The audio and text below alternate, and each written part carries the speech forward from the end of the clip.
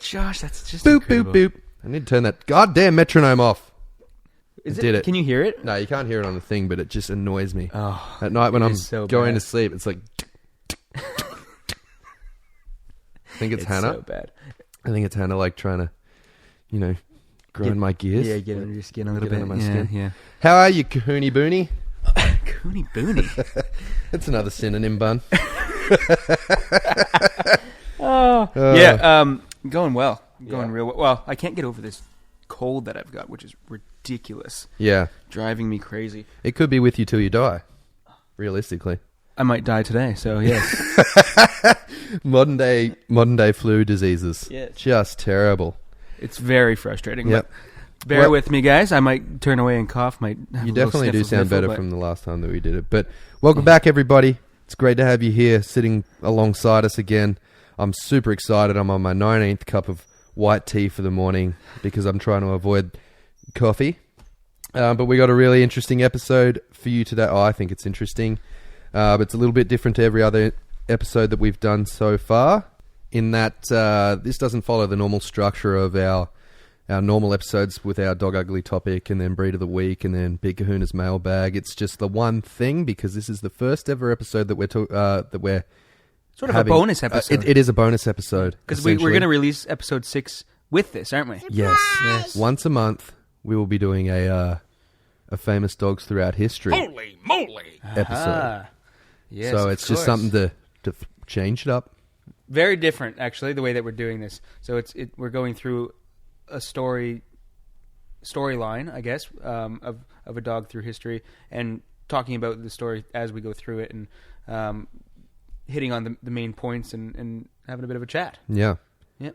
Oftentimes the stories will come directly from books that I've read. Yes. But not all the time. Sometimes they won't. Sometimes they won't. But yeah, get around that idea, ladies and gentlemen, and I hope you enjoy it. All right, let me find this intro track. Let's get it in. Something different, something new. What's it going to be? I don't know. Here it is. Oh, there it is. Oh, Always something different. I'm going to be going here. You going to Ireland? Yeah. Next week. Well, it's a good thing we've got Uncle Seamus here. Yeah.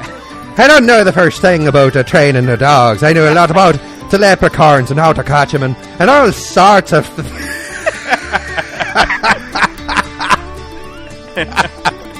Sorry, everyone. We're going a bit dizzy there. Oh. Strap yourselves in.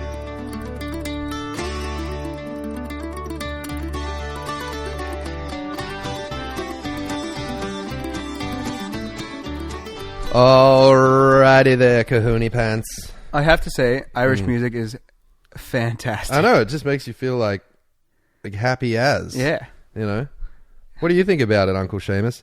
I don't like the first thing about it. I tell you, 5 points deep, and I might be able to enjoy it just a little bit. What? Oh, he just walked out. I'll see it. He face planted in the driveway. He was shit hammered. He was really drunk.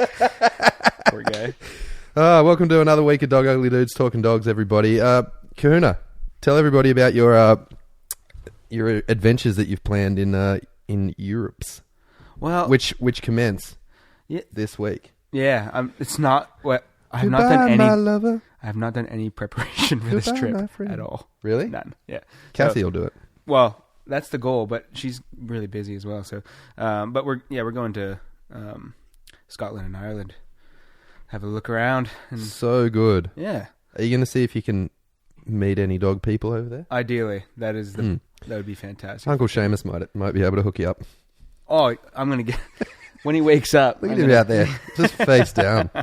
There's a bird pecking his ear. Hopefully he comes back. Yeah. But this is another episode of Dog Ugly Dudes Talking Dogs, everybody. We don't have a Dog Ugly topic of the week today because we're doing something different. We're doing another segment, a brand new one that you guys have never heard before. It's going to be pretty cool. Yes. Because you know what it is, don't you, Kahuna? I do. I know exactly what it is. All right. So why don't we just introduce you to it then? Famous dogs throughout history, all noteworthy and brave. There was Pavlov's dog, Laker the dog in space, Cairo was there when Bin Laden was shot in the face. The facts, they're amazing, some still cloaked in mystery. So let's discuss these famous dogs throughout history.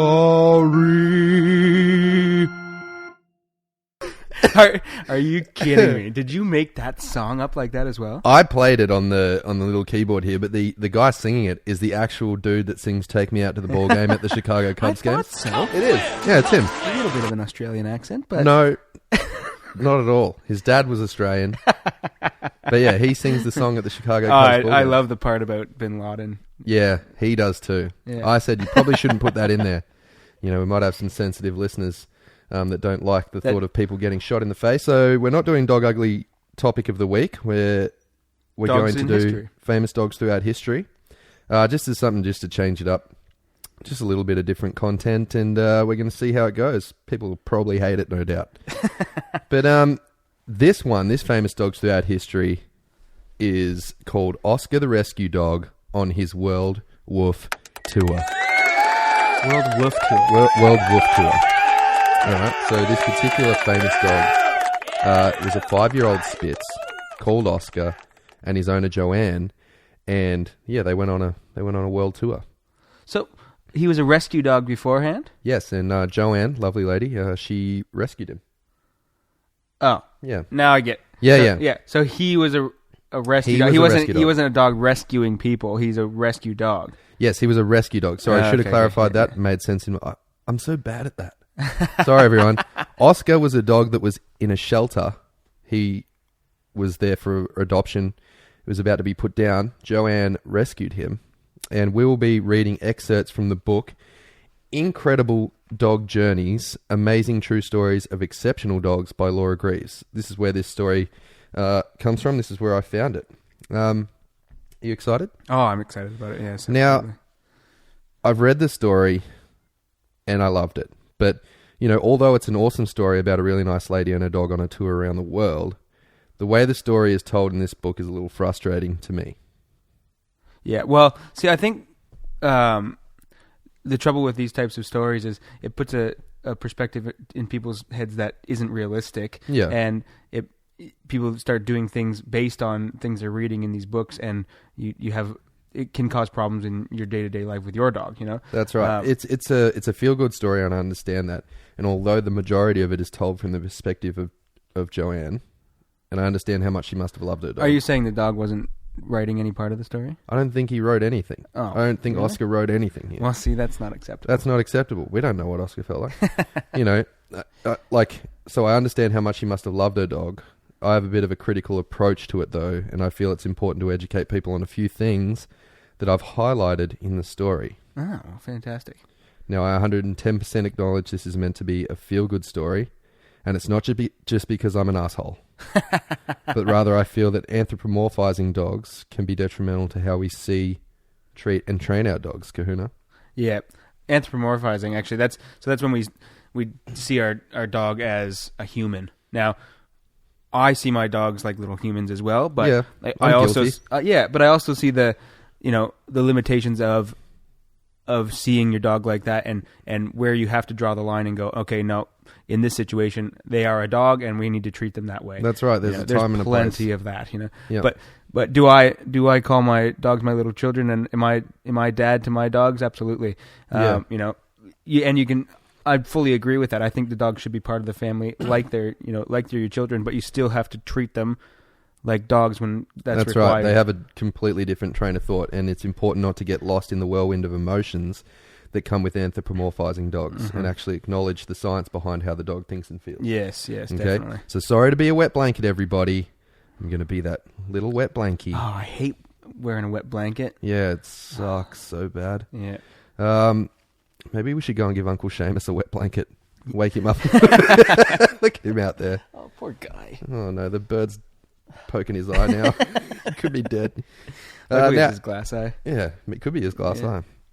Now we will carry on. So the story centers around Joanne's goal to take both her and Oscar on a tour around the world to locations where there were an abundance of dog rescue shelters, and use Oscar as sort of a poster boy for why it's a good idea to rescue a dog from a shelter. So he's going to visit So yeah, he's so from what I understood, that'd have been so traumatic every time he went back to his shelter. Yeah, poor guy. He's like, oh well, it was a good run while it lasted. It's like when when they used to take the prisoners of war out and put the gun to their head and then just not kill them. Yeah. You know? Go straight back to wow. That is horrific. Yeah, it is. I don't think that's what Joanne was doing to Oscar. I'm sure not on purpose. She's like, see this shelter? I'll put you back in here. I'm going to throw you in there. No, from all accounts, she's a lovely lady. She's actually quite famous now. She became quite famous because of this. Yeah. There's a heap of news stories and stuff about her. So she's famous. Oscar's famous. Well, Oscar was famous. I'll tell you why Oscar was famous. Oh, that's not funny. It starts out as a feel-good story, doesn't it? Yeah, it does. Anyways, the story starts off painting a nice picture of Africa's Victoria Falls, where Joanne and Oscar are hanging out near on this particular leg of their World Woof tour. We pick it up where the author is talking about the hotel where Joanne and Oscar are staying on the banks of the Zambezi River. Is it the Zambezi? Zambesi. Zambesi. Yeah. It is the Zambesi. Any number of ways of... Yeah. Zambesi. Also important to note that Oscar has been a bit of a naughty boy right here. Uh-oh. Okay, so just keep that in mind. All right, we're reading from the book currently. The hotels that line the riverbanks have installed electric fencing to keep the creatures, which are well known for their aggression, from menacing the guests. They're talking about hippos. Hippos. They're talking about hippos. So, one of the most dangerous creatures on the planet. One of the most dangerous. But what is that mechanism that they're using the electric fences for? Do you reckon that's positive punishment or negative reinforcement for those hippos? Punishment. Positive well, punishment, if the electric stimulation is high enough. Yeah. Well, because if it's not, it's even if like, no matter what, it's positive punishment. The hippo does something. Yeah. We want to reduce the behavior that the hippo is doing. Yeah. We give it a shock, and it stops doing that behavior. Positive punishment. There you go. Through and through. Positive punishment through and through. All right. Awe-inspiring though it may be... Oh, we're back to the book, by the way. The powerful and potentially deadly Victoria Falls is perhaps not the ideal spot for a little dog to take a twilight swim. But that's just what happened one night in May 2009 when a 5-year-old Bitzer called Oscar... Bitzer? I thought it was a Spitz.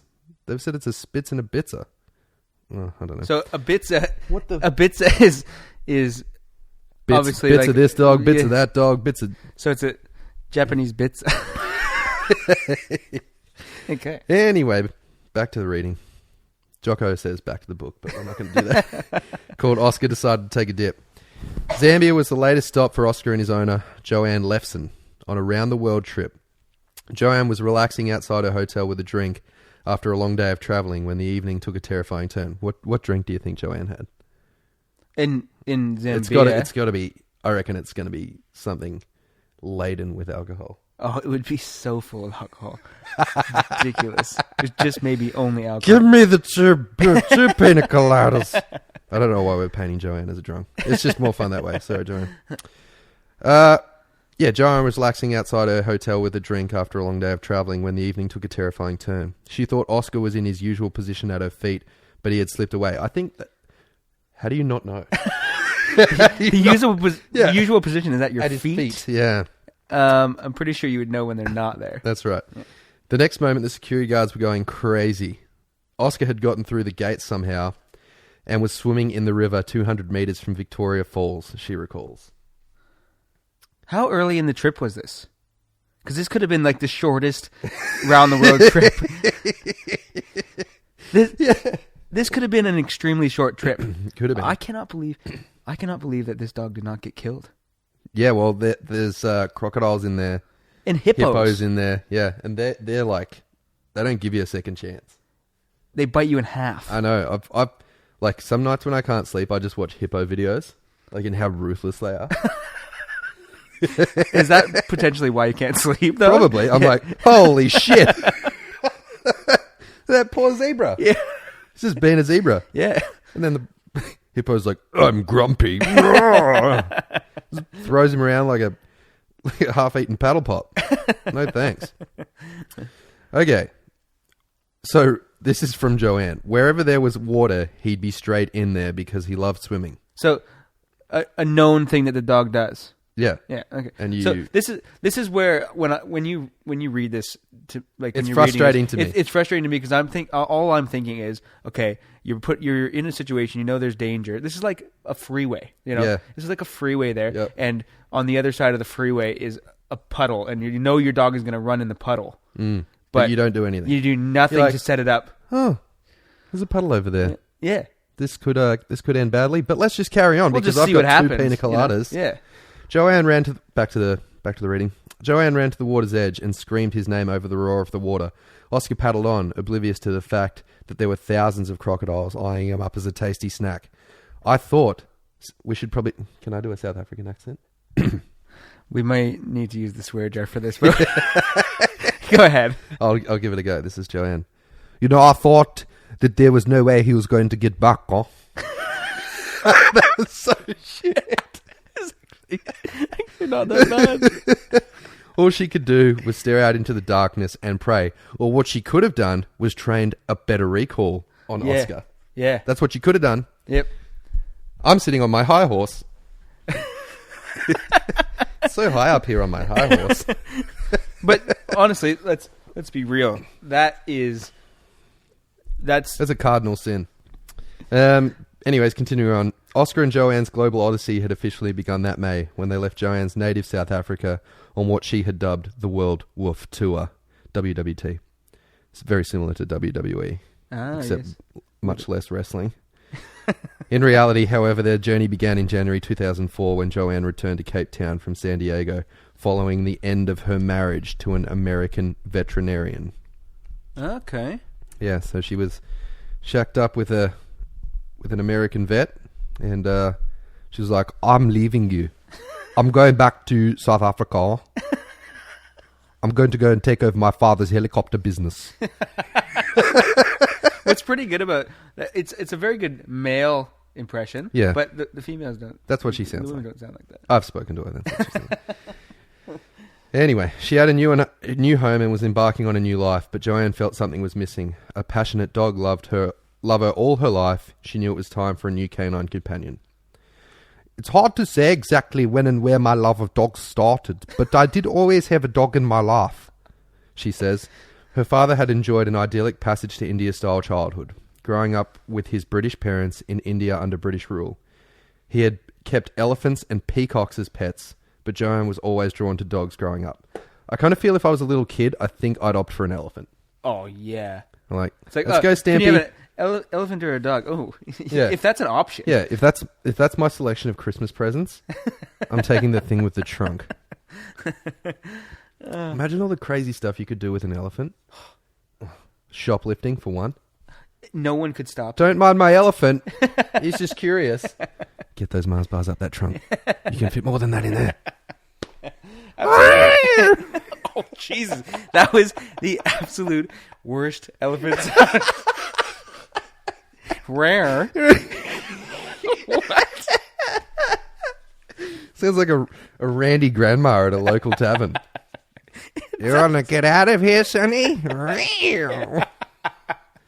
Feeling a bit like a cat this evening. Anyways, back to it. Yep. My parents were divorced, so I think whatever family dog we had at the time became a constant in the family. A loving being that had never changed. Huh? Yep. I'm going to stop with the South African accent. As soon as she was old enough, Joanne signed up as a volunteer at the local Society for the Prevention of Cruelty to Animals, SPCA. Eventually, my parents banned me because they said, every time you go to volunteer, you bring another dog back. Maybe I was a dog in a past life. I don't know. But while her vocation was temporarily delayed, her experiences at the shelter proved formative for Joanne. Day after day, as she saw neglected, abused, and unwanted dogs dumped at the shelter or picked up as strays, she says she developed a soft spot for life's underdogs, both the literal and figurative varieties. I remember a little puppy being euthanized when I was 12 or 13, and to see something go from being so healthy and alive to simply not being there within seconds, I was like, how can this happen? She says. That was a big emotional connection for me, and it never really left me. She was baffled by what she saw as a general belief that shelter dogs were damaged goods, in quotation marks, when all she was seeing was healthy, intelligent, affectionate canines that simply wanted a chance. People's perception was that only bad dogs are available at shelters, and it was so frustrating for me. Shelter dogs are such amazing creatures, and they're so overlooked, she says. Righteous, Joanne. Yeah, I completely agree with what she's saying about the shelters and the fact that, you know, these dogs are getting killed daily, you know, like it constantly having that happen there, and the dogs, like, people bring their dogs there thinking, you know, surrender their dogs quite often thinking, oh, I can't give this dog a good home, I'll surrender it and it'll find another home. Well, it doesn't find another home. Nope. More often than not, yep, they don't find another home and they end up, you know, getting killed instead. That's right. So one thing that we can confirm this early on in the story is that Joanne had a big golden heart. Yeah. She had that big gold beater. Yep, absolutely. You know? Back to it. Joanne later earned a degree in wildlife and fisheries science from Texas A&M University and established a career as a professional golfer and journalist. That's interesting. So did she went back to the United States? No. This is before she met her husband. Oh, sorry. This is talking about her life before it. So she went to America, and she got that degree in wildlife and fisheries science, and she became a professional golfer and journalist. Back to it. But even after her marriage and a move to the United States, the plight of shelter dogs was never far from her thoughts. The reason I married a vet was I figured I could save on a few bills for the animal shelters I was involved with. She laughs. That's not a reason to marry someone.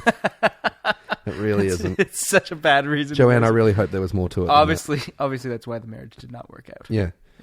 She's like, oh, Fluffy needs to get to his anal surgery again, Glenn. God damn it. How many times is Fluffy going to have his anus looked at? That's it. I'm leaving you all. Oh, poor guy. Oh, sorry, everyone. Poor Glenn. Yeah, I know. It's probably not even his name. Well, I almost guarantee it's not. Yeah. All right, back to it. So when she went home to South Africa after a divorce in 2004, a trip to the SPCA's Cape of Good Hope shelter in Grassy Park was high on her to-do list. As a veteran dog adopter, she had welcomed at least a dozen second-chance canines into her home over the years. Joanne had also made a point of rescuing the dogs others dismissed. I'd always take the oldest or the ugliest, or the one I thought had no chance, she says. She had already shortlisted a couple of dogs that fit the bill on that January day when she passed by kennel B5. In it sat a sturdy little mutt with a scruffy brindle coat, floppy ears and a wide, doggy grin. He had been picked up as a stray and didn't even have a name. Shelter staff simply referred to him by the number on his cage. Yep. I had a friend with me and we just started laughing because he was so funny looking. He probably thought you were funny looking too. Like, Jesus Christ, listen to her talk. He rolled over on his back and he was just so cute, Joanne says. Beguiling as he was, Joanne discounted the little dog as a potential pet. He was completely adorable and was sure to find a home quickly. She was set on choosing a dog that wasn't blessed with such good looks. I thought I can't take the cutest dog at the pound, she says, but fate can be capricious. It's a good word. I don't even know. I'm assuming it has something to do with fate. Maybe. Especially for dogs in shelters. Oh, yeah. But fate can be capricious, especially for dogs in shelters. This appealing canine may have been the cutest dog at the pound, but he had already been there for 12 days. At the SPCA, stray dogs that are not reclaimed within 10 days are made available for adoption.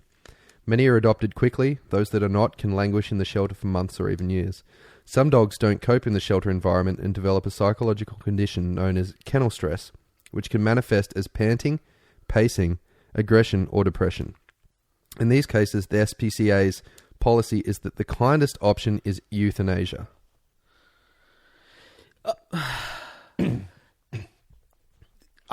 This is a really difficult.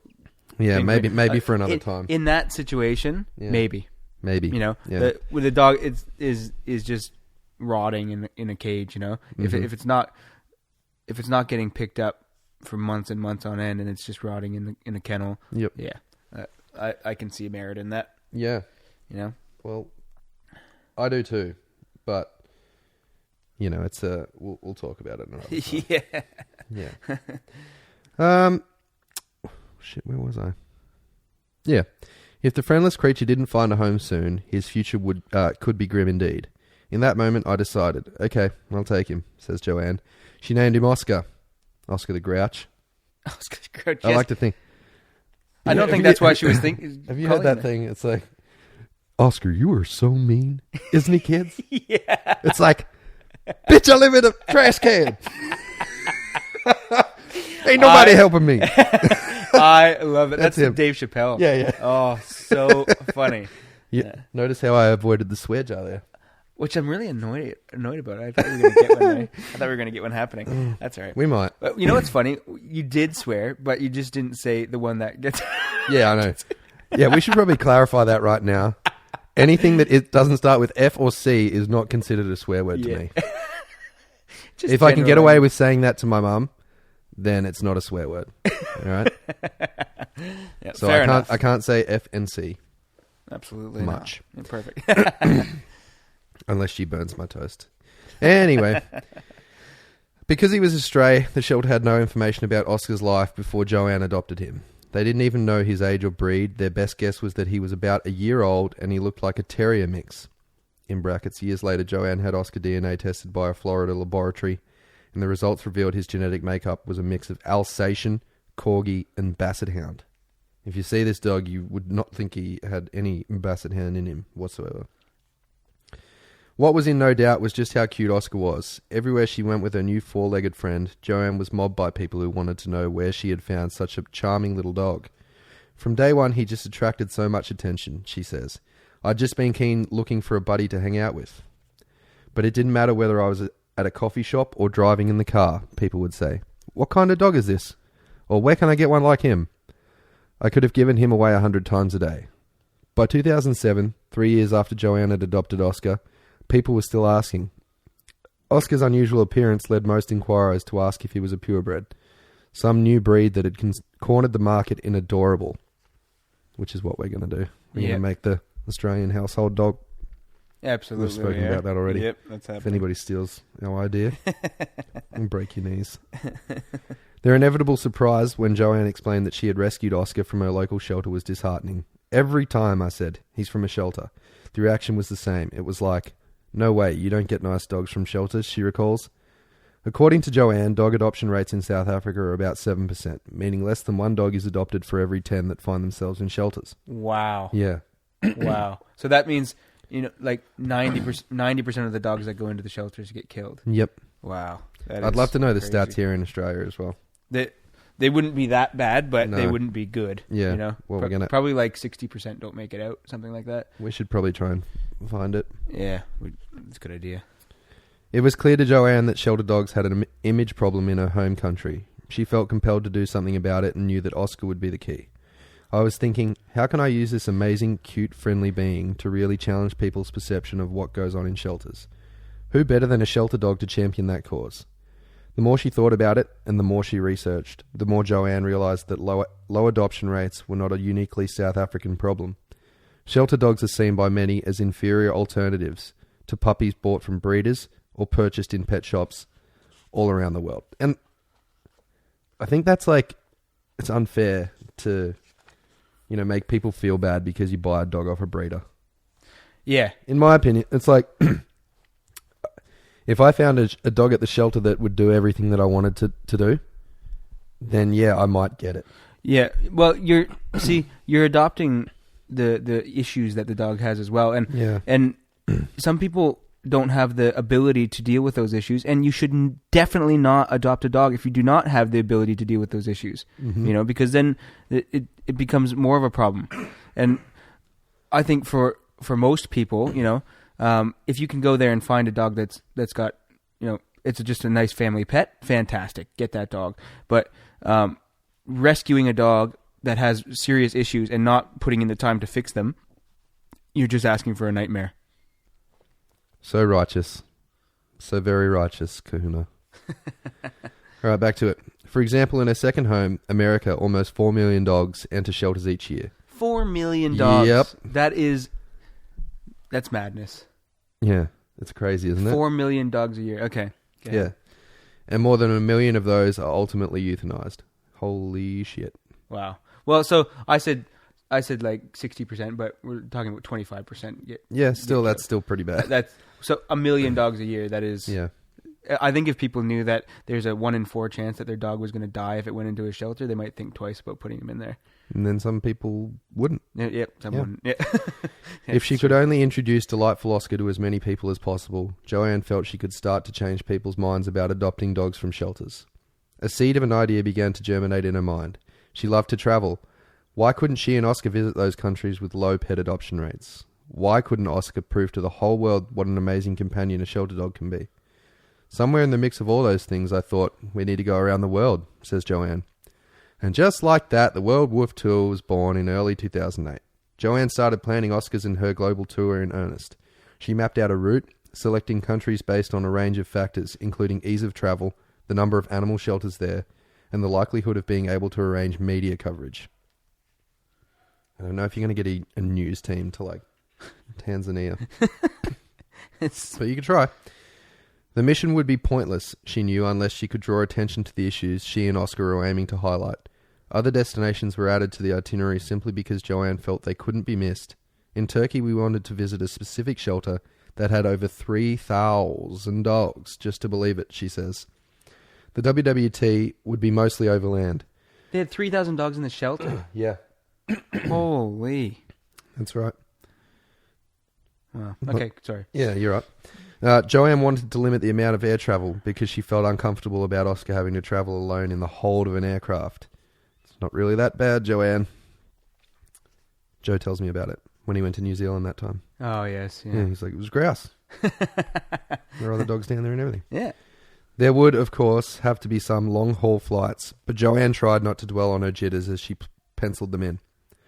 Once she had mapped out her dream itinerary, Joanne had a list of 37 countries she and Oscar would visit.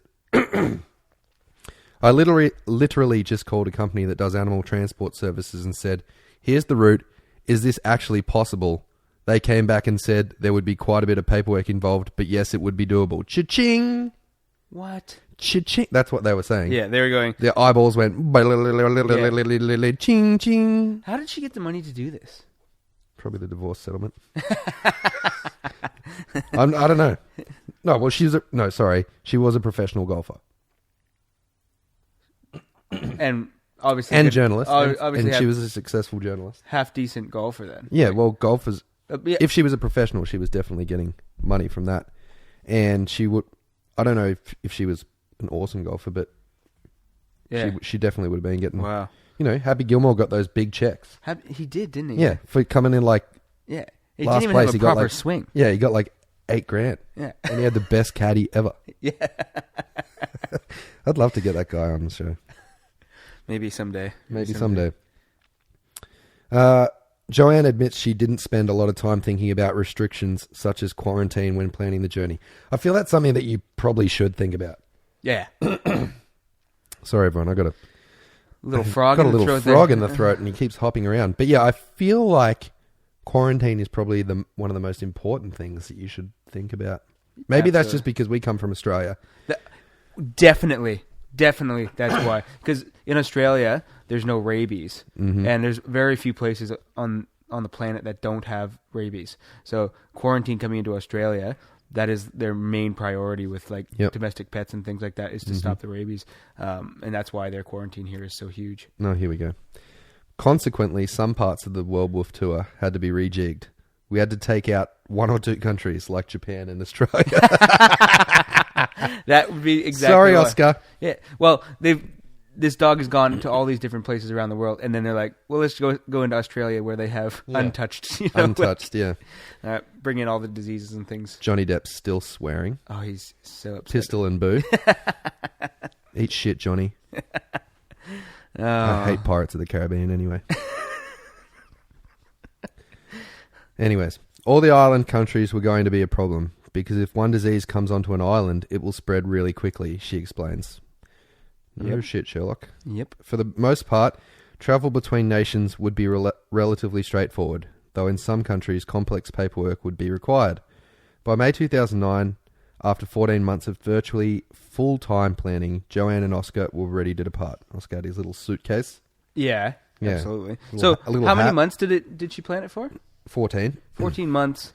Wow, that's a long time. It's a long time. Getting all the paperwork and everything together for that. She would have had a lot of whiteboards up with like heaps of string attached to other things, like a detective in a movie. Really a long time to practice recall. Yeah, heaps of time. Didn't even think of that. You know. It's not like she just like popped this dog out and was like, let's just bring him around the world. She could have got this dog. Let's say she did recall sessions 3 times a week, every week.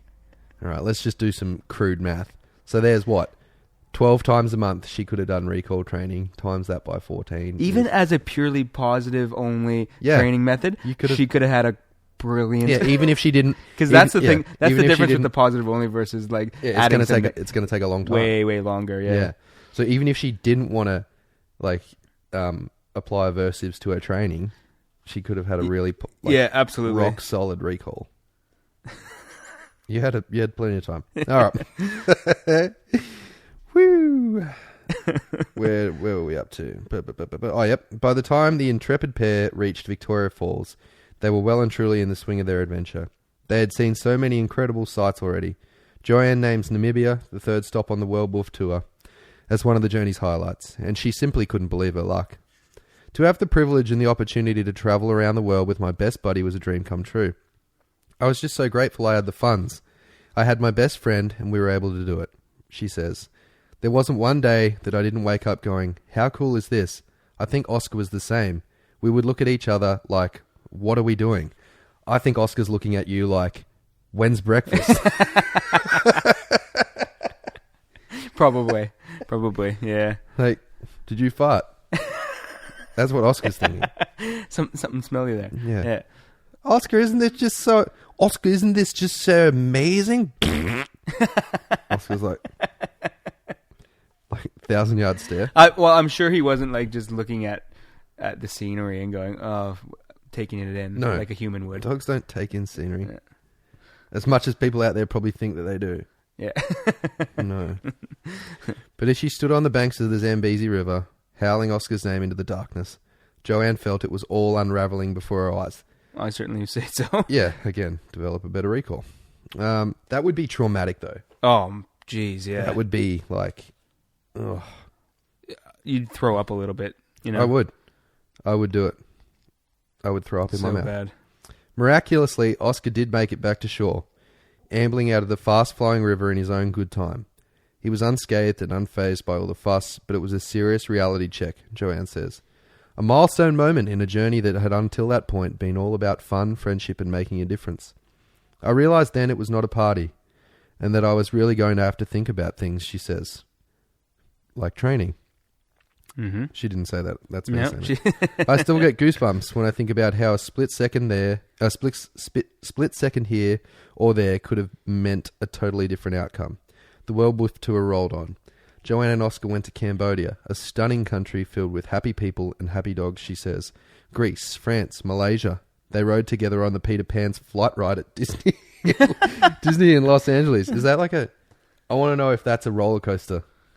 Because for me, I think that would probably be like a thing that Oscar would not enjoy. If he can't control his surroundings and like he's getting thrown about in a pod of a roller coaster, I don't think he would have been enjoying it as much as she thinks. If he did have some good experiences there, it would be some good desensitization to different things, that's for sure. Yeah, but how often is he going to ride roller coasters? Does he have like an annual, like a year-round pass to bloody Disneyland? Realistically, all this desensitization stuff should have happened before they went on the trip for when they actually ran into it. Yep, exactly. Who knows? He might have loved it. But I doubt possible, it. They even trekked to Machu Picchu, the mysterious Incan citadel set high in the Andes Mountains in Peru. I've just got to... Yep. There's notes written all over this book that I'm now ignoring. Another highlight was getting married in Las Vegas. An Elvis impersonator officiated, and Joanne and Oscar vowed to promote dog adoption until death do them part. So she's that lady. Yeah. She's that lady that gets married to their dog. Still a lovely lady. So... That it's legal to marry your dog? I don't know. I feel like it shouldn't be. I really do. It's probably like a mock thing, but still, the question still stands. I wasn't even the first one to do it. I was part of a long tradition of people that had married their llamas and all sorts, she laughs. Doesn't make it right, and meth is a huge problem in the States. So. It certainly must be. Oh, shit. Anyways, it was not always easy. Oscar's presence in China, for example, was controversial, and the travel company advised Joanne to enlist a local fixer come bodyguard to ensure their safety. The Chinese capital, Beijing, implemented a one-dog policy in 2006 that restricts residents to owning a single pet dog. More than 40 breeds are banned in the city, including Dalmatians, Australian Shepherds, Greyhounds and Boxers, to name a few. Why would you go to a place like that with the dog? Why would... I think she just wants to piss people off. That's crazy. I'd just be like, all right, we're not going to China. That's not going to make anybody want to adopt dogs in China? Yeah. That is a completely different culture, and they see dogs in a completely different way. Yeah, absolutely. All right? You know, so for me, it was just like I reckon it must have... Like, I'm sure there was good intentions behind it, but, you know, I think you're going into that country without doing your full research if you're doing that. Yeah, absolutely. Yeah. Dogs must be under 35.5 centimetres tall. Oscar was larger, and owners cannot take their pets to public places such as markets, parks, and tourist sites. Joanne bristled at the limitations and defied the regulations by taking Oscar to the Great Wall of China. You go, girl. Yeah. It was risky. China defy the regulations. Yeah, defy the regulations. If I did that, I'd probably get my feet cut off. That's like Johnny Depp coming into the country with a dog. I don't know how I feel about that. Yeah, that's pretty good. Yeah. It was risky. China has zero tolerance. If you break the rules, that's it, she says. But you did break... I don't know. Anyways, continuing on. Malaysia also proved challenging. Joanne and Oscar were booked on a ferry to the island of Langkawi when at the last moment, officials denied Oscar passage. It was crucial the pair boarded the boat in order to continue on to Thailand. The boat was leaving, so I basically just threw Oscar in at the last minute and hoped they wouldn't throw us off once we'd started the journey, Joanne says. # Thug Life. She actually wrote that. That is ridiculous. Yeah. Do better research. Oh, boy. Yeah. 14 months of research and planning. If I was like... If someone was like, all right, Josh, you have to go on a journey around the world with Joe. First of all, I'd be like, you are going to pay me an inordinate amount of money to put up with Joe, traveling with Joe. But then I'd be like, I'm not going to any countries that there's any risk that they might take him off me. No. Or that I might get in trouble doing this. There are so many points in the story that it could have gone south. Yep. And in a big way. Yeah. So, the dog taken away and killed. Yep. Or a dog jumps in the bloody Zambezi with the crocodiles and the hippos. That's madness. God damn it. Often we didn't have a choice. We always got our way in the end, but sometimes it was a bit more challenging. Oh, boy. There were moments when we didn't know how it was going to work out, and it was a matter of doing what needed to be done without any risk to Oscar's safety. I feel that's something that you don't really wing, hey? This is good. There was another terrifying experience in Croatia when Oscar and Joanne got separated and he disappeared. He was finally spotted an hour and a half later, nose to the ground, as if trying to sniff his way back to his mistress. I call bullshit. I call bullshit. He's like, popcorn. Ooh, piece of candy. Ooh, piece of candy. He's off. Piece of candy. He's like, I'm not getting on any more roller coasters. Yeah. See you later. He's like, yeah, you stay here and look at handbags. I'm just going to go down here. I'm going to go to the dog leash shop. God. Oh, yeah. So scary. You know, like, I after the first time where the dog ran away, I would be getting a GPS collar. Yeah. Well, although, when was this? Oh, mate, I'm pretty sure it was after. Yeah, I'm pretty sure it was after the Zambezi River thing. No, but, like, did they have those collars? Yeah. Mate, I'm pretty sure Garmin's been making those things for ages. Oh, well, There you go. Yeah. She definitely should have had one of those. Yeah, so get a Garmin tracking collar. Oh. We'll pay more attention. Yeah. Yeah. Oh, here we go, Steve. Sorry, Kahuna. I'll never forget the look he gave me. It was as if he was saying, that was close. We shouldn't be doing that again, she says. He knew we'd almost lost each other and we were totally on the same page after that. That is anthropomorphizing at its finest. Oscar's like, shit. She found me. I nearly was at the rabbit den. Yeah. Dogs, what people don't understand is dogs are very selfish creatures. Oh, yeah. They do what works for them. They do what works for them. Yeah, absolutely. And anything that you give them as far as like leeway in any sort of something that they want to do, any leeway that you give them towards that, they will take it. They'll take it. And they will stretch it, and they will try and make it, everything their own. And so Oscar's... that's what they're doing. Oscar's identified that sometimes Joanne doesn't pay attention. Yeah. And he's capitalized on the fact that... He's probably actually just watching her to see when she's not paying attention. She probably has cues. And then he's like, all right, see you later. It reminds me of Joe, mate. Yeah. Like yesterday I said to Hannah, I was like, I'll go get us a coffee. And she's like, okay. And I was like, can you just run the dogs? I get a call 10 minutes later and she's like, are you nearly home? I was like, no, I'm just... And she's like, well, can you hurry up? And I was like, why? And she's like, every time I turn my back, Joe runs, barges through the gate and runs down the street.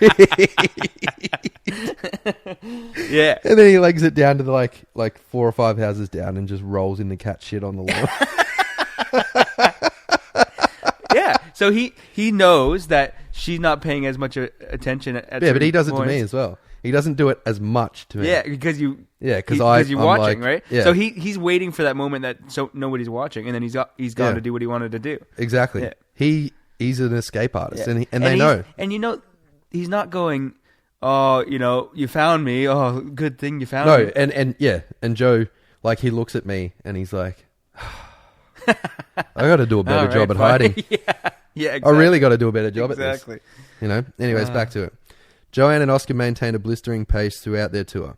They stayed in each destination for just a couple of days, squeezing in as many visits to shelters and photo opportunities at iconic locations as possible before moving on. It wasn't a vacation. We were on a mission, she says, though they did linger for longer in northern India, where Joanne had co-founded a donkey sanctuary in Ladakh, Ladakh,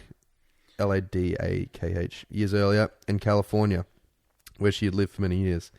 It was tiring too, but Oscar handled the trek with his customary aplomb. Dogs get jet lag for sure, Joanne laughs. When I was tired, he was tired. Oscar was the priority, so if he was tired, we would sleep. The people they met often asked Joanne if she believed Oscar knew what was happening.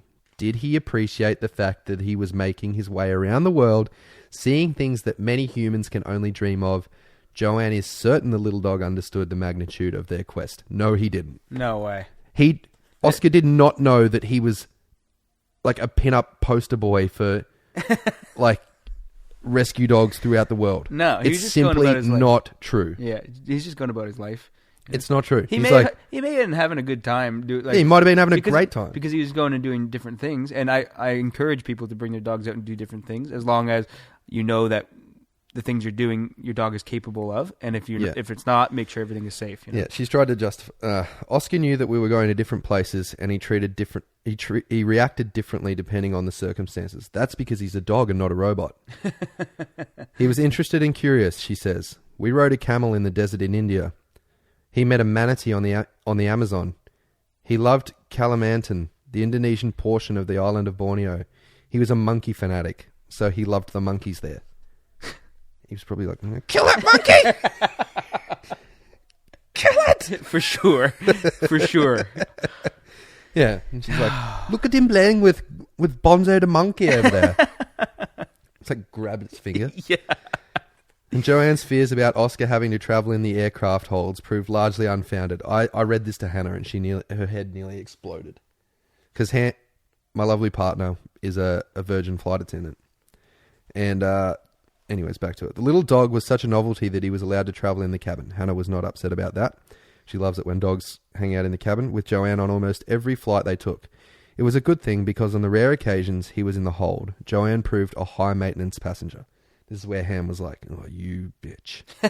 On the flight from Moscow to Delhi, I was saying to the cabin crew every 20 minutes, I want to know the temperature in the hold, she demanded.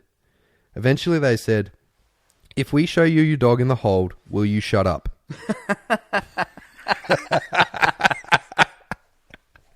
I would have just got the pot of coffee and just sit down. Sit down. We went to the back of the plane where there was a hatch you could open and go into the hold. There was Oscar, absolutely fine. Jeez, who would have thunk it? Yeah, obviously they're fine. They can't just put animals in they dangerous situations. Yeah, they don't just let them run around down there. Yeah, and in oxygen-free areas, they obviously are in a safe space. Yeah. Oh boy.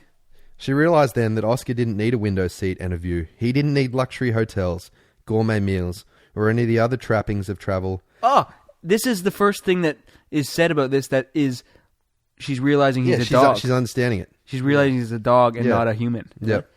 He doesn't need to sit in the first class bloody lounge. Yeah. You don't need to go into the Qantas frequent flyers bloody get your eggs cooked the right way lounge. That is nice. That many humans deem essential. All he needed was Joanne. Potentially. Yeah, absolutely. Yep, potentially. As long as we were together, it was great, she says. We were a complete team. Joanne and Oscar completed the World Woof Tour in December 2009. Their journey had taken them to 42 countries. 42. Wow. 42. To be honest, I would really enjoy taking my dogs on trips around the world. But I know that would not be enjoyable for them. No. So I don't do it. Yeah, exactly. I would love to do that. Yeah. Because for me, it would make me feel good. Every time I travel, I wish I had my dogs. Yeah. It gets to, a day, less than a day, and I'm like, it's like, oh. Wonder what Joe's doing. Yeah. Wonder what Scuba's up to. What's Penny Panda eating? Yeah. It's definitely something. Yeah. The 37 on their original itinerary, plus another 5 they visited after the end of the official tour. They returned to South Africa, and life largely went back to normal. Joanne resumed her work as a journalist, writing for golf magazines. She also wrote a book about their odyssey, A Hound the World, My Travels with Oscar. But the travel bug had well and truly bitten. And in the years that followed, Joanne began yearning for a new journey with her best friend. The World Woof Tour had drawn an enormous amount of media attention to the plight of shelter dogs worldwide, but she wanted to show even more people that these second chance dogs were really capable, what they were really capable of.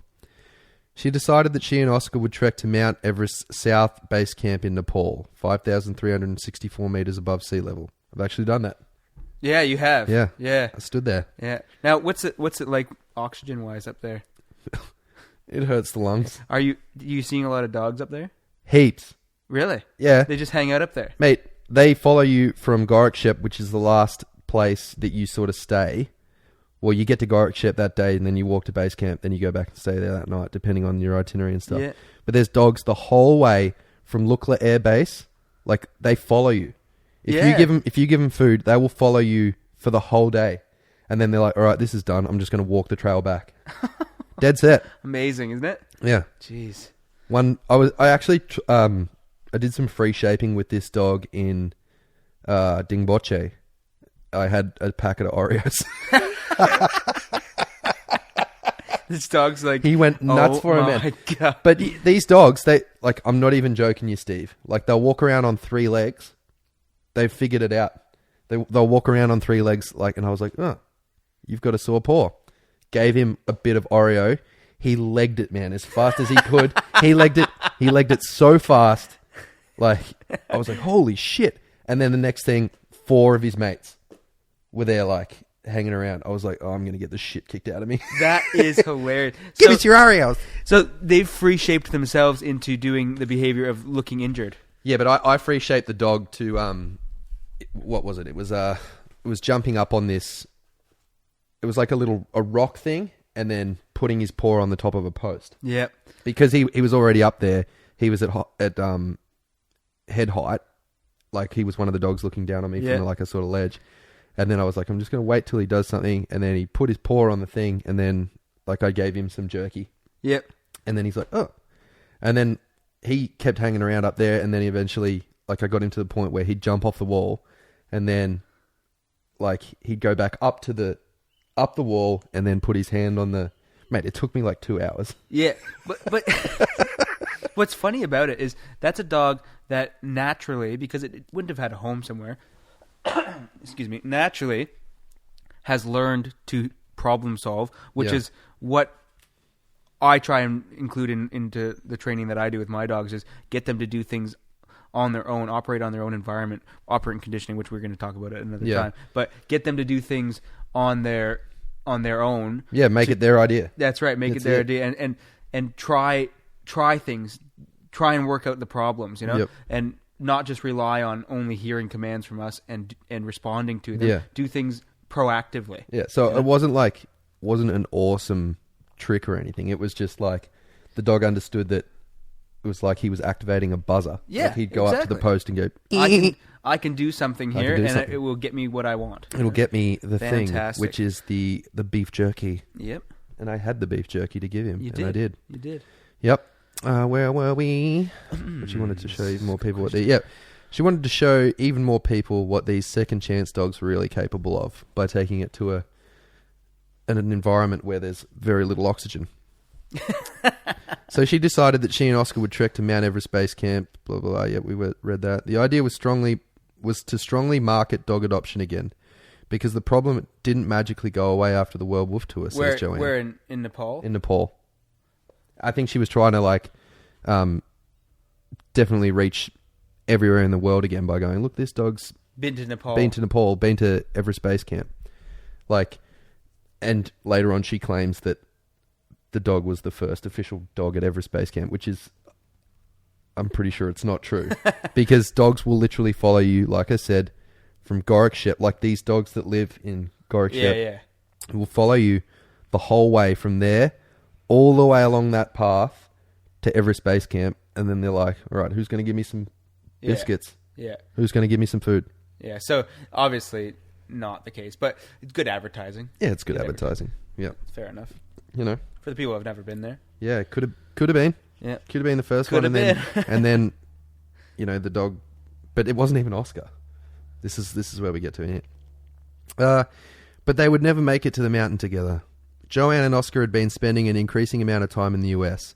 Though South Africa was still home, on January 11th, 2013, they were in San Jose, California, just a couple of weeks away from returning to Cape Town to complete the final arrangements for their base camp expedition. Tragically, Joanne bumped Oscar with her car. He could not be saved, and her world fell apart. She still struggles to talk about that terrible day. She ran him over. Yeah. She killed him with her car? Yeah, probably not a love tap either. Oh my God. But they Are said you bumped. serious? Yeah. Oh, that's devastating. Yeah, that's devastating. That hurts. That is devastating. Shot to the heart. Joanne's to blame. Get another dog with a different name. New jingle? New jingle? Wow, that is a real shame. That's a shame. So he That's didn't terrible. make it to the base camp. No. No. I feel like there was multiple things in this dog's life that there was just not enough attention being paid to certain situations. That's right. Like, oh, we're driving in the car. Yeah, where's Oscar? Yeah, where's Oscar? Oh, he's doing bicep curls on his bench. No, he's not. No, he's legging it about. Yeah. Oh man. Oh well. Anyway, that's what you get. It was an accident. I still don't even know how it happened, she says. It's been a nightmare. From that moment, my perspective changed. I woke up a different person. He was my soulmate. Every day I appreciated what we had. She returned to South Africa and spent months asking why. And yeah, it's sad. It's really sad. Yeah. Not for a second am I making light of a situation where somebody's best mates died. Yeah. It's bloody terrible. Losing a pet is so awful. Hurts. So awful, isn't it? Yeah. Yeah. But, friends encouraged her to adopt another dog, not to replace Oscar, but to continue what he had started. She couldn't bring herself to contemplate it. Oscar, she felt, had been born to do the World Woof Tour, born to give his buddies in shelters a voice. But he did the World Woof Tour. Yeah. There wasn't a day that I didn't get an email from someone saying, I've got this amazing dog that I adopted because of Oscar's story, she says. It moved me. Every life counts, and if our tour saved one life, it was worth it. Every dog saved was an Oscar. The point is that a dog really can change your life. Amen to that. Yeah, absolutely. It certainly can. So like not detracting from the work she did at all. Like, and I think that's huge pretty fantastic. Obviously, it was working to get some dogs out of the shelters, you know. And she probably did. She probably saved millions of dogs' lives. Absolutely, yeah. Just through the work that she did. I had a look on being in Australia, I had a look at the stats for the RSPCA. Oh, you little statistician. Yeah, I'm a little statistician. Now, the numbers are the way that they put them in. I would say they're padded a little bit. Mm-hmm. So they have dogs that have been reclaimed, dogs that have been rehomed, and then they have the dogs that have been euthanized. And then they take their percentages based on the total number of dogs that have been put in there. Yep. So I would not include reclaimed dogs in that. You know, if someone had a dog that got lost, got picked up by RSPCA or somebody, and you went and got your dog back, that's not a dog that's gone into the system and then been rehomed. I don't think that counts. That's a dog that was lost and found. You know. Yep. So I'm going to take those numbers out of it because that really pads the stats. But for cats and dogs that have gone into the system in the RSPCA for 2015, 2016, that's the most recent one that I've got here. Yep. 27% were killed. Shit. 27%. So more than a quarter. That's pretty significant. And that's let's see. 22,000 dogs and cats. Sweet Gideon's Bible. That's a lot. Yeah. Yeah. Out of the 80,000 that were in there, you know? And that's still including currently in care and transferred. So whatever that means, transferred. And other. So the numbers are quite high. Yeah. You know, of dogs that are getting killed. Which is crazy. Well, thank you for that stat. Or not thank you. Yeah. Alrighty. Gradually, Joanne began to emerge from the fog of her grief. She realized how lucky she was to have had him and felt that Oscar's journey could and should continue. She just wasn't sure how. She retreated to India to mull it over. And there, just as it had with Oscar, fate intervened once again. Why would you go to India? Huge fan of butter chicken. I like a bit of butter chicken myself. So do I. Lamb korma. Extra buttery. But yeah, like, think of it. Oh, no. Oh, maybe because she had the donkey sanctuary. Yeah, maybe. Mumbai filmmaker Dev Agarwal had approached Joanne, seeking to make a documentary about the donkey sanctuary. There you go. She took him to shoot some footage at a dump where one of the sanctuary's donkeys had been found. This little puppy just came straight up to me and collapsed at my feet, she says. The puppy was around 8 months old, starving and extremely dehydrated. Joanne knew he was mere hours from death. In the past, she might have taken the tiny dog in, but still raw from the loss of Oscar, she just didn't have the heart. Instead, she took the puppy back to the sanctuary where the caretaker, Sonam Angchuk, took him in. He named the dog Rupee and nursed him back to health. Meanwhile, Joanne went back to Cape Town with a new goal, to open her own dog shelter. It had been a long-held dream, but one that had been put on the back burner in the wake of the World Woof Tour. After Oscar's death, Joanne says she felt a renewed urgency to tell the world just how special shelter dogs are. She bought a rural property at Frankshoek. I don't know how nearly dropped an Effie. I don't know how to pronounce this word. Franschhoek. Let's go with Frankshoek. 75 kilometres east of Cape Town. She actually found the property within a week of his passing and took it as a sign she was on the right path, and opened Oscar's Ark in October 2016. Oscar and I travelled around the world, and we were hanging out and having an okay time, but there was more we could have been doing, Joanne says. I would give up everything to have him back again, but losing him made me wake up again. I miss him every day, and I do look back and think, I wish. But in going forwards with everything I'm doing now, I'm honouring him, because he still drives everything that I do. It's so nice. Yeah. That dog had a huge impact on her life, that's for sure. Massive impact. And I think she obviously had a big impact on his life. But yeah, really sad. Yeah, not good in that way, is it? Nope. But while Oscar's Ark is a working shelter, Joanne says the broader aim is to continue to challenge people's misconceptions and encourage them to adopt from their own local shelters.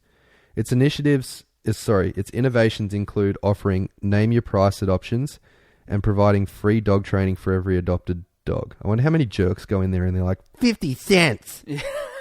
And then just run away. Yeah. Well, there'd probably be a fair few. I'm not going to pay anything for, that sort of stuff, but I have such. She's done a lot of good work though. And I have such mixed feelings about animal shelters. Yeah, I really do, because I think they give people a false sense of hope that their dog is going to get. Yep. More people put their dog in there because it's there and because it's advertised. That the more people that take dogs out of shelters, the more people want to put their dog in there. Mm-hmm. And it grows the shelters. Yeah. They're not getting fewer dogs each year. They're getting more. Yeah. More and more and more and more. Because people are more likely to bring their dog to a shelter rather than keep them. That's right. I don't know. But you do need them for the dogs that really need a place to go. Yeah. So it's a real It's a catch-22. Yeah, it is. It is. We're a shelter, but we look like a 6-star resort, she says of the innovative facility. The bigger picture is to radically challenge people's perceptions of what shelter dogs are. Oscar's legacy is to inspire people to think, we want a dog, let's go to a shelter. People also have the right to get dogs from breeders, so don't be bullied into that. Absolutely. I mean, it's awesome that... Absolutely. I totally agree with you there. Yeah. Josh. Like, I think the common... Like, I have so many people, randoms that I meet in the park, and, like, we'll get talking about dogs, and, they're like, oh, like, did you adopt your dogs is one of the first questions. It's like, no, I didn't. And then you can just automatically... Like, that ends the conversation. The judging eyes. Yeah. And I'm like, I'll punch you in the mouth. You really shouldn't judge people if they haven't gotten a dog from a rescue, and or if they have. Either way, it's people's own decisions what they want to. I'm sick of being told what to think in today's modern society, and how I should be doing things. Yes, I'll do things however the fuck I want. There you go. There it is. There's our first one. There it is. Sorry, blood's boiling. Yeah, blood pressure was up there. Oh man. I mean, getting a dog from a shelter is awesome, but you're right in saying you are adopting potentially a whole heap of problems. Yeah, there's no reason that you have to get a dog from a shelter. There's no reason you have to get a dog from a breeder. That's right. But I choose to. Yes. And anybody else who chooses to shouldn't be made to feel bad because they're not going and rescuing a dog. Yeah, absolutely. You have the right to do whatever you want. Tell them Josh sent you. By not looking like a typical shelter, Joanne also hopes Oscar's arc will reach people who claim they can't face going to a shelter because it's too sad. Know that when you go there, you're part of the change. You're picking out one dog that doesn't have to be there anymore. It's a life saved, and that's so powerful. Yes, it is. Oscar and I saw some amazing shelters on our travels. Some were sad, but most were brilliant and inspiring and filled with people who truly care about these animals and work so damn hard for them. While it still feels like yesterday for Joanne, they've written her name as Joanna here. That's weird. That Oscar died in the years since the accident, she has chosen to focus on the incredible journey she and Oscar shared. Not just the World Woof Tour, but the entire 9 years they spent together. He was an amazing dog, and I feel very lucky that I got him. Every single dog that I've ever adopted was an amazing dog that brought so much into my life and set everything up for me going forward, she says. A lot of people have their own Oscar, and when it passes away, they don't want to get another because they can't replace that dog. I'm never going to find another Oscar, but I might find a Rufus or a Charlie or a Rupee. Several months after rescuing him from the dump, Joanne returned to India and brought Rupee home to South Africa. She couldn't shake the idea that she was supposed to take a shelter dog on the journey to Everest Base Camp, even if that dog couldn't be Oscar. Who better than a dog that hailed from Ladakh, a city more than 3,000 metres above sea level in the Himalaya? In November 2013, Joanne and Rupee left the town of Lukla in Nepal and trekked for a grueling 10 days to reach base camp, accompanied by Dev Agarwal, who was filming their journey. Joanne had hired an extra porter to carry Rupee if he needed it, but the plucky mountain dog rose to the challenge. He is believed to be the first dog officially recorded at base camp. I find that hard Recorded. Yeah. Yeah. That's it. Recorded. Yeah. Now 3, Rupee is quite at home in South Africa with Joanne. He's not Oscar, but that's okay.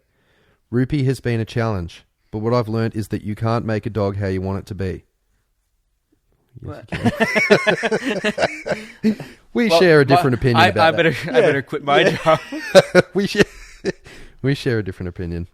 Every dog is an individual, just like a person, she says. Rupee is from a place where they don't keep dogs as pets. So it was a steep learning curve for him, but he got a chance. There is no better dog than an adopted dog. Debatable. So much of Joanne's journey and Oscar's and Rupee's, she believes, was written in the stars. The fact that Oscar shared his name with a certain gold statuette awarded to film stars isn't lost on her. I picked a dog I wouldn't normally have chosen. That probably wouldn't have been there the next day because the threat of euthanasia was ever present, she says. Talk about a star dog that came from nothing and really did something. Oscar's arc is now her mission, and beyond that, who knows? What Joanne does know is that, wherever the stars lead her, Oscar will be there to guide her. Yep, absolutely he will. Now, the question that this evokes for me is, who are we blaming for the dogs being in the shelter? The people that haven't adopted them or the people that are putting them in there? Because to me, what I feel like I'm being blamed for not getting the dogs out of the shelter. That's what I mean, man. You know, it's like... That's what I mean. But why are they there in the first place, you know? Yeah. I think it's, ignorance in the part of people that are getting the dogs as puppies and don't do the right thing with them. Yep. Then the dog grows up and has problems and then it ends up in the shelter. On occasion, there are some legitimate reasons why dogs end up in the shelters. But for the most part, it's because people just look at them as, oh, I can just put it in the shelter. But we're blaming the people who don't take a dog out of the shelter. Yep. For the dogs being in the shelter. That's ridiculous. That's what I mean, man.